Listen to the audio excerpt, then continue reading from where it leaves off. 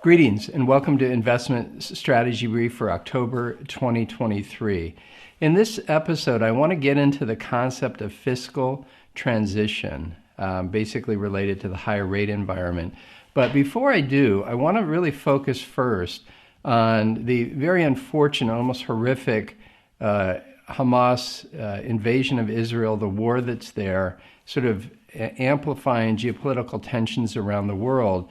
And while, we've talked a bit about, obviously, the human impact of what's going on, we also want to get into the market impact. Now, recall that we have what we call our geopolitical risk dashboard, and Middle East tensions has been an item that we've been discussing for quite some time. And essentially, this is sort of manifesting as unfortunate war there is sort of the result of those kinds of tensions, right? And so, long story short, we're going to be monitoring it. These are here on this page. It shows the full dashboard, all the different things we do keep an eye on. So there's a lot going on as it relates to China, with Russia, the conflict, obviously, the war in Ukraine, things like terror attacks. There's just so many things that we're tracking, but as it relates to this invasion in Israel, this is sort of the example of what can unfold when we identify these kinds of risks and see them kind of manifest themselves. Now, I will say all of this leads to this sort of ever-present focus on being more localized, bringing businesses back on shore and being more protectionist in an orientation, protectionism of local populations, local citizens, if you will. And also it does sort of illustrate that we're now increasingly in a multipolar world. So it used to be sort of the U.S. being the major power. Now we have for sure China kind of coming along and showing itself in terms of it being a significant power and alignment, if you will, around the world as it relates to that. So as we get into this war in Israel, basically, it's a natural thing to kind of think through various scenarios. So we've identified 4, and it really relates to how much things escalate. So the most likely outcome is that basically the conflict stays focused in this location, Israel into Gaza, trying to basically root out Hamas. And we see that as the most likely outcome. If that's the case, the market impact, global economic impact will be pretty limited.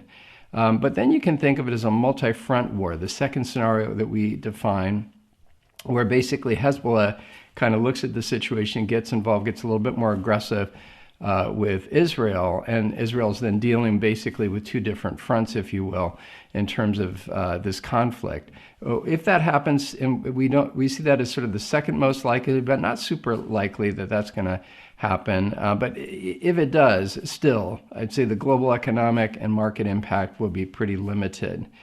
Now, next up in terms of this escalation would be Iran. So basically, Iran, we know, has been a supporter of Hamas and Hezbollah. It hasn't been proven out at all that they've been involved in this latest activity. But either if it does get proven that they've been involved or they do get involved, then that obviously steps things up. It's going to get other people riled and kind of involved in terms of dealing with Iran. And importantly, if they do get involved, we know the flow of oil will be disrupted. The supply of oil, because of Iran's production, will be disrupted. That means oil prices will go up. That'll be an upward pressure on oil prices and upward pressure on inflation. And that all is essentially a negative influence on the global economy and then correspondingly the global markets. The markets will spook most likely as much for further escalation worry as the reality of Iran being involved. And that further escalation, oh, by the way, we see in that third scenario not a high probability at all of that unfolding. That fourth scenario is basically a much broader conflict. So Iran gets involved, other people start to sort of pick sides, and we see kind of the prospect of tension among much larger countries and issues with that. If that unfolds, which we view as a very, very low probability outcome, then of course the markets, the economy and the markets will take a hit. We'll likely see a pretty severe recession. We'll see markets trade lower for sure. And so that's something that, people are going to try to avoid at all costs. As it relates to sort of then the overarching approach we've been taking in terms of investing, basically the spirit of it is to say, look, we want to remain sort of neutral. We're not taking big bets right now, save for the fact that both in the bond market and the stock market, we guide people to lean in towards higher quality. And so you can do that in terms of the kinds of stocks that you buy. You can do that in terms of course, the kind of bonds that you can buy. And, the bottom line is we see that as an important sort of approach here in this current environment. Now, with that, then think of it as sort of the backdrop of these geopolitical tensions. We now want to turn to sort of our continued discussion on the economy, inflation, and the markets. Okay, as we do, essentially, I want to take this opportunity then to turn first within this economic discussion to the idea of a fiscal transition. And what do we mean by that? What is it and why does it have to happen? Well, this next slide captures really a dramatic shift that has occurred since the financial crisis as it relates to borrowing. And we're looking at basically three entities, four buckets in the economy, starting with the consumer. So basically, since the financial crisis, the consumer has built up an additional $5.2 trillion in debt.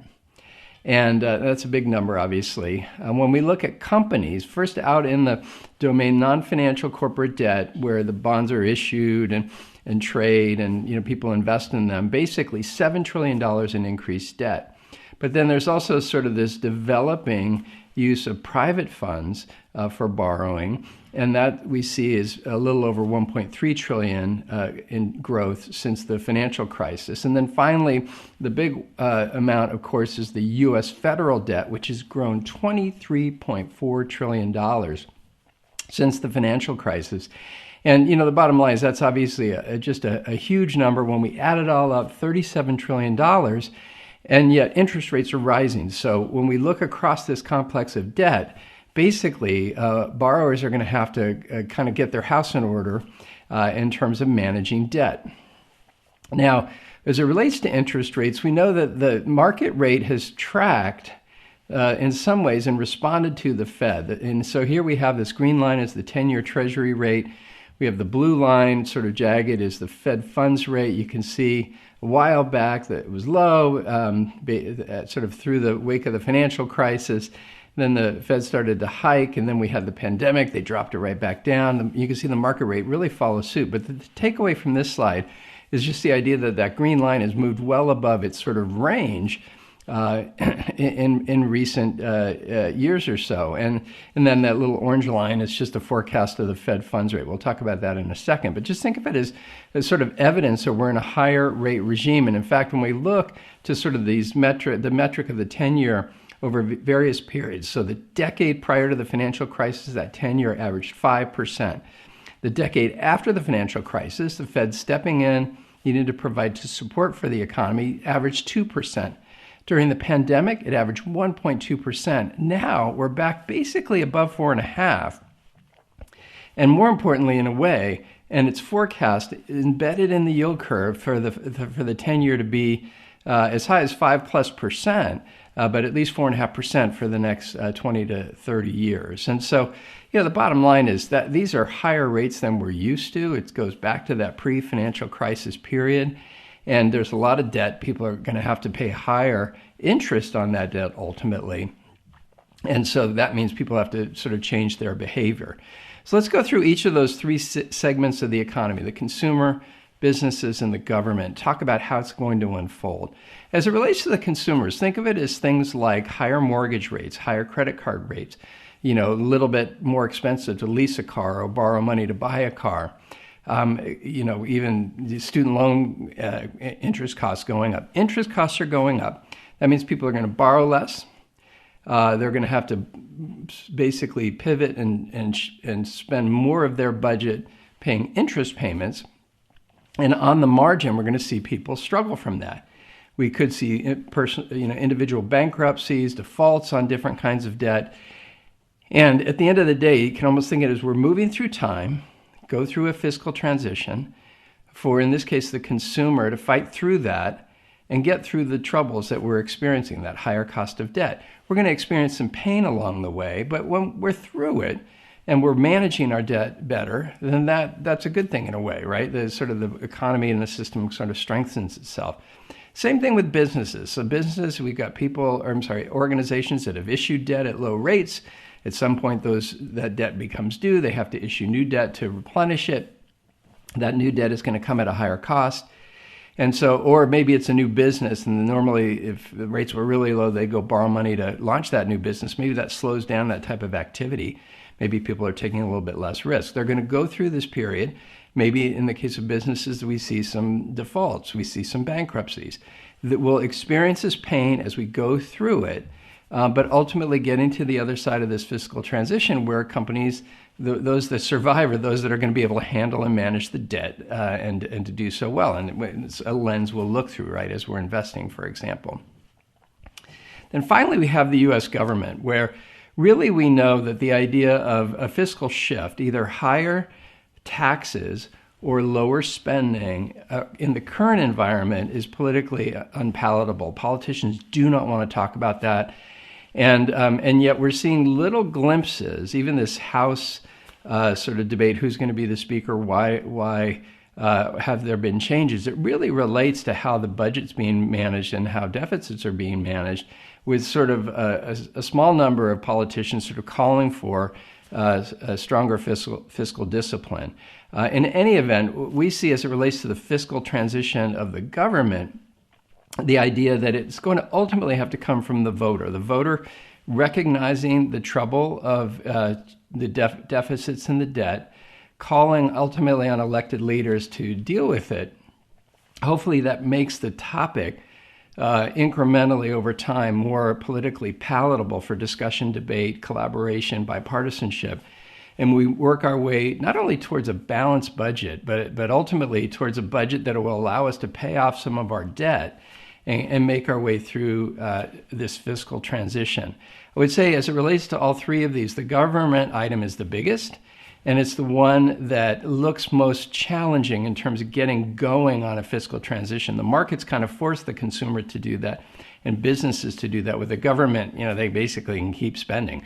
And so we're going to have to see discipline kind of show up on the scene as it relates to how the government's managing its budget and fight, in a way, through some really what will be some painful times. It could be higher taxes, that's sort of a burden on consumers and businesses. It could be lower spending, so a smaller sort of government footprint in the economy.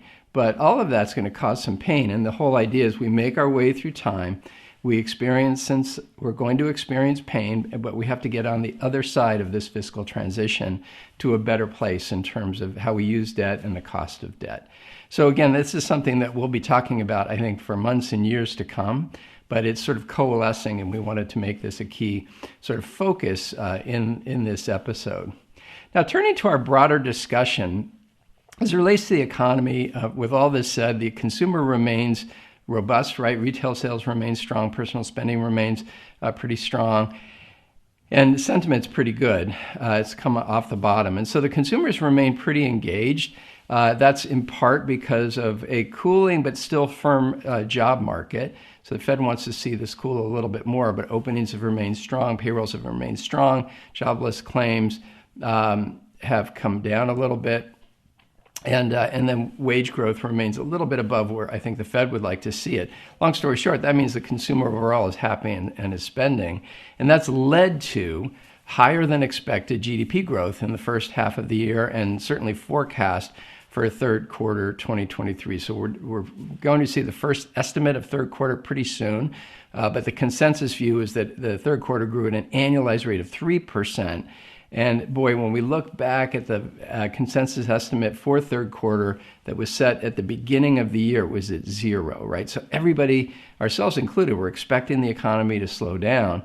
The other thing I'd point out is that the consensus view is no longer for a recession. The idea that we're going to have not only a soft landing, but maybe a robust landing and a return to some level of growth here in the next few quarters.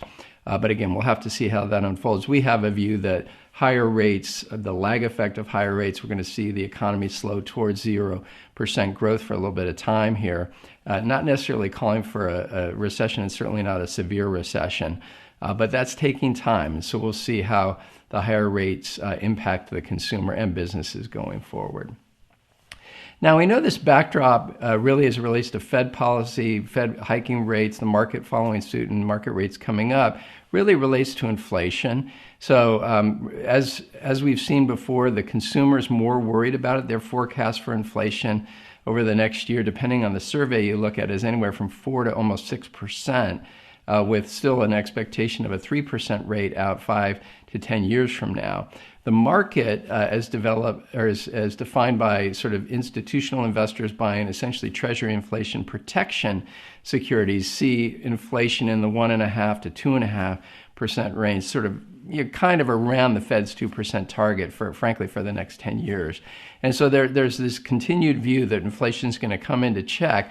And now, unfortunately, in recent prints, so for example, the September reports for CPI and PPI, both kind of reverse. So you can see this graph on the left.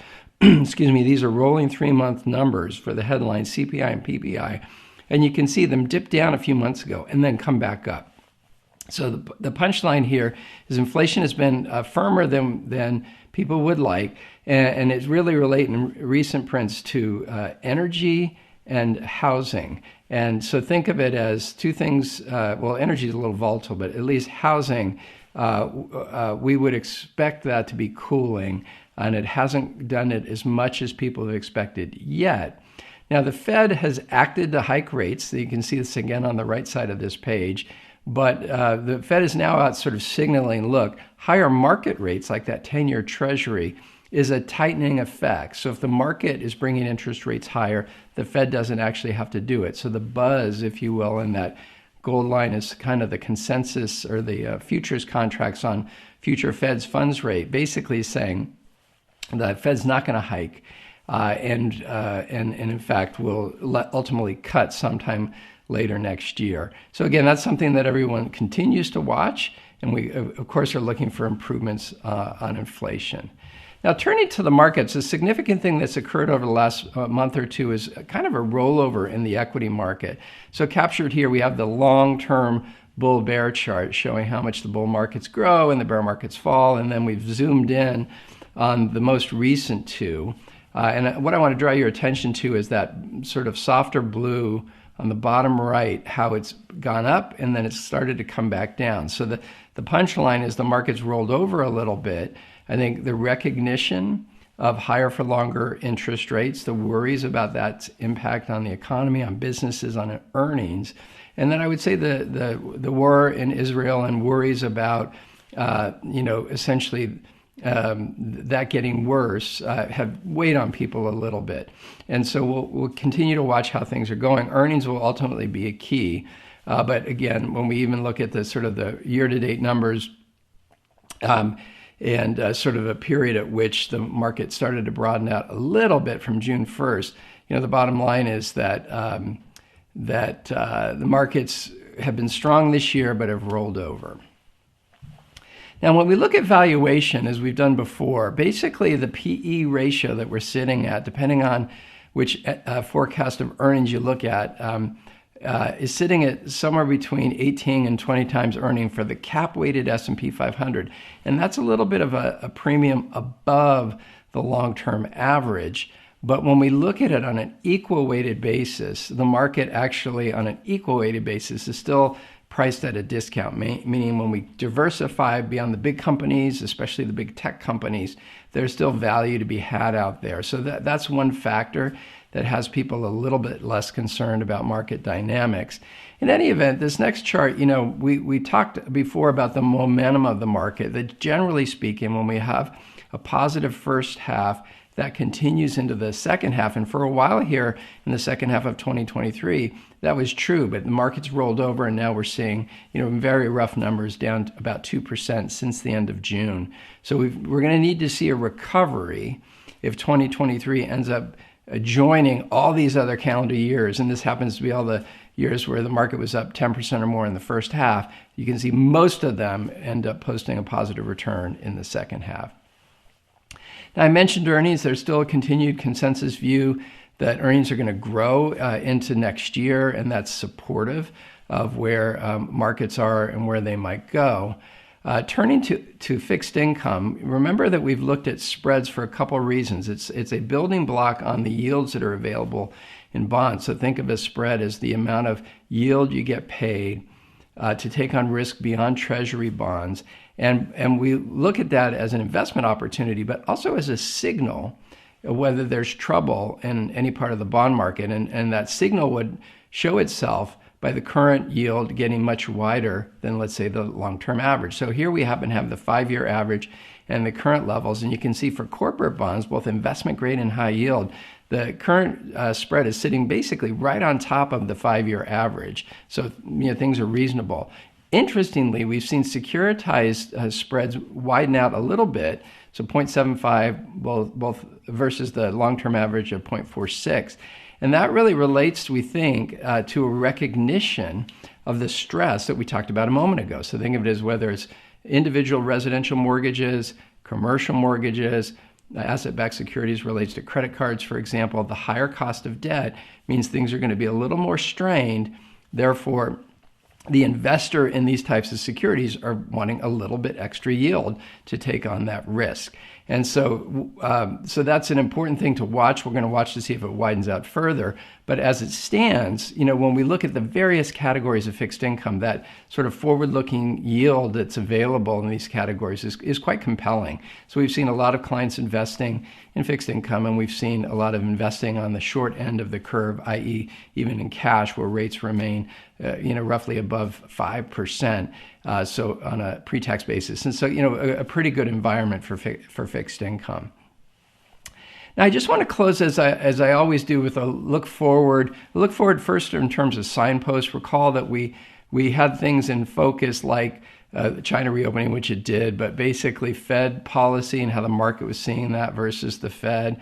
Been worried about consumer confidence. We've been wanting to see wage growth kind of ease a little bit and the labor market come closer into equilibrium. And I'd say we've seen a lot, but that idea of the labor market cooling a little bit further and having greater confidence where the Fed's headed, things like shelter costs cooling down a little bit more. We've seen some signposts that we defined at the beginning of the year, but there's more to see. And a big focus in the coming period will be how third quarter earnings unfold. That earnings season's just kicked off, and then how things look into fourth quarter and beyond. So more to come on that.